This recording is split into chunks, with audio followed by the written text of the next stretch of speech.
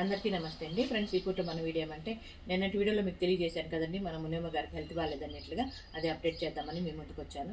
ఇప్పుడైతే మునియమ్మ గారు తిరుపతిలో స్విమ్స్లో ఉన్నారండి. తనకి బ్రెయిన్లో మామూలుగా ఏమంటే బ్లీడ్ అయిందండి. అది మనం సిటీ స్కాన్స్ చేసిన తర్వాత మనకు తెలిసిందనమాట. ఇప్పుడేమంటే అది ఆపరేషన్ చేసి తీయాలంటే ఆమెకు వయసు సహకరించదు కాబట్టి అట్లే ట్రీట్మెంట్ ఇస్తున్నారు, కంటిన్యూ చేస్తున్నారు. నేనైతే ఎమర్జెన్సీ వార్డులో జాయిన్ చేయించాను. ఇప్పుడైతే జనరల్ వార్డ్ షిఫ్ట్ చేశారు. నిన్నటికి ఈ రోజుకి కొద్దిగా బెటరు, ఏమనే మాత్రం మరీ కాదు, ఏమనే మాత్రం కొద్దిగా బెటర్గా ఉంది. ఇంకా నేనైతే ఇంటికి వచ్చేసానండి. ఎందుకంటే అక్కడ హాస్పిటల్లో ఒకరే ఉండాలా.